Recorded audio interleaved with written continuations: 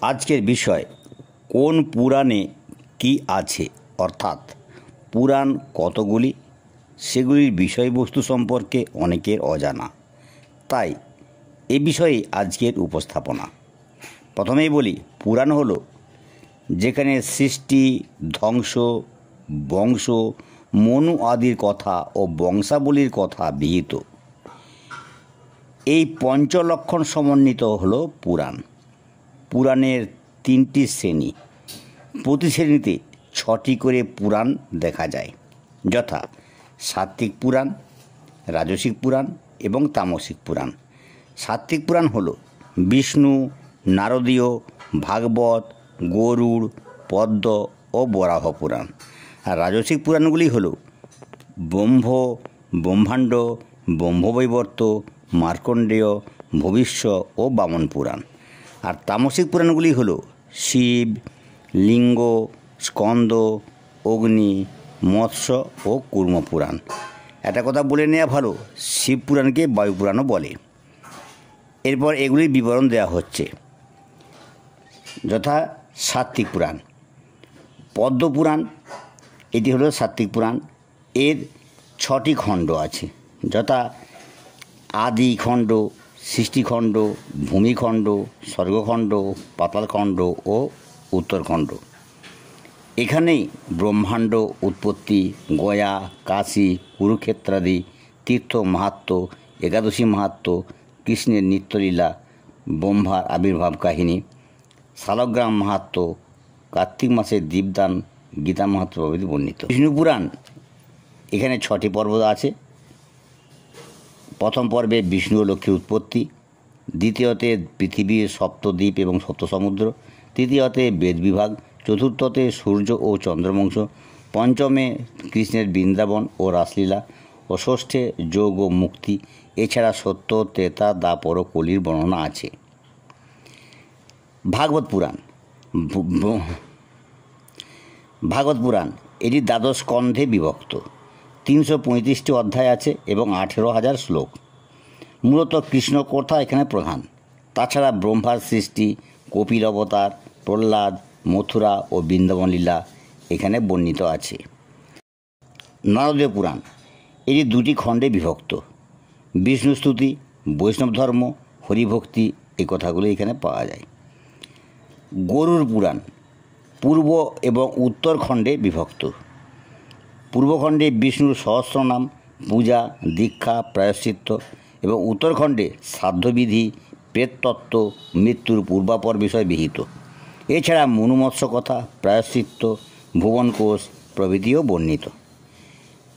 ষষ্ঠ, বরাহ পুরাণ। বরাহ পুরাণ এর 24,000 শ্লোক দেখা যায়। বরাহ অবতার এখানে বর্ণিত। তাছাড়া গণেশ জন্ম, বিষ্ণু মাহাত্ম্য, শিবদুর্গা মাহাত্ম্য, তীর্থ মাহাত্ম্য, স্বর্গ নরক বর্ণনাও আছে। এরপরে রাজসিক পুরাণে প্রথমে বলি ব্রহ্মপুরাণ। এটি আদি পুরাণ।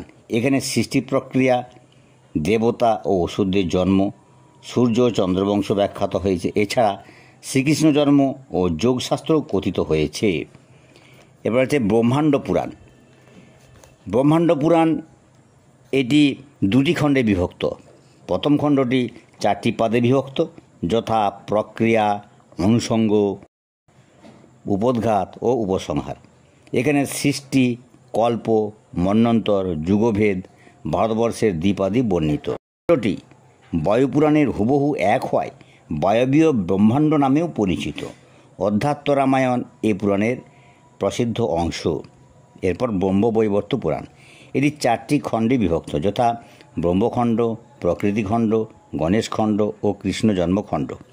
প্রসঙ্গক্রমে সাবিত্রী, সত্যবান, স্বাহা, স্বাধা বর্ণিত হয়েছে। তবে ব্রহ্মখণ্ডে ব্রহ্মার জগৎ সৃষ্টি, প্রকৃতিখণ্ডে প্রকৃতির ক্রীড়াশক্তি, গণেশখণ্ডে গণেশের মহিমা, কৃষ্ণ জন্মখণ্ডে কৃষ্ণের জন্মাদি বর্ণিত। এরপর মার্কণ্ডেয় পুরাণ। মার্কণ্ডেয় মুনি জৈমিনীর 5টি প্রশ্নের উত্তরে যা বলেন তাই হলো এই পুরাণের বিষয়বস্তু। বৈশিষ্ট্য, বিশ্বামিত্র কলহ, চণ্ডী দুর্গা কথা, কৃষ্ণ কথা, রাম ও হরিশ্চন্দ্র কথা। বিশেষত এই পুরাণের অংশবিশেষ হল শ্রী শ্রী চণ্ডী।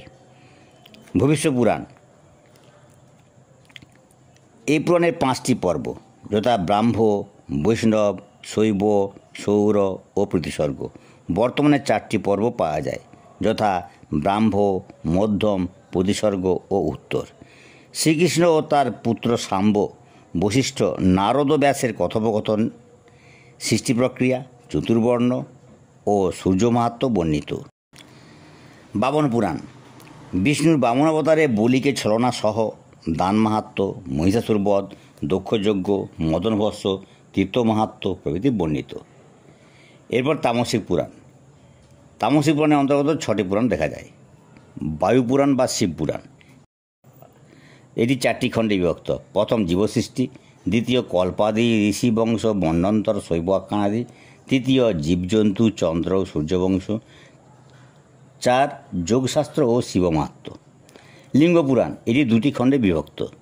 ধর্মার্থ কাম মোক্ষ কথা, লিঙ্গোৎপত্তি, প্রতিষ্ঠা, শিবব্রত, শিব সহস্রনাম, দক্ষযজ্ঞ, শিব বিবাহ, নৃত্য, পূজা, দান ও শ্রাদ্ধাদি বিষয়ে বর্ণিত।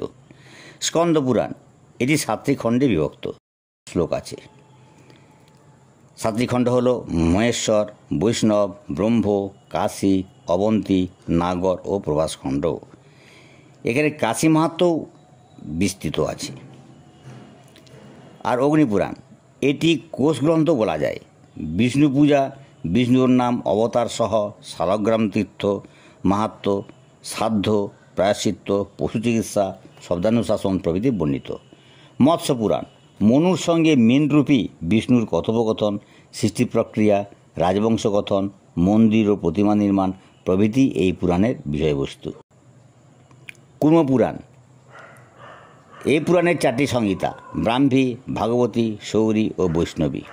সৌরী সংহিতায় শান্তি, বশীকরণ, স্তম্ভন, বিদ্বেষণ, মারণ ও উচ্চাটন এই সৎকর্মের কথা আছে। এখানে বিষ্ণু কুর্মরূপে ধর্মার্থ কাম্যকের মাহাত্ম্য কীর্তন করেছেন। পার্বতীর সহস্রনাম, ব্যাসগীতা, ঈশ্বরগীতাও ব্যাখ্যাত হয়েছে। আজকে এই পর্যন্ত। ধন্যবাদ।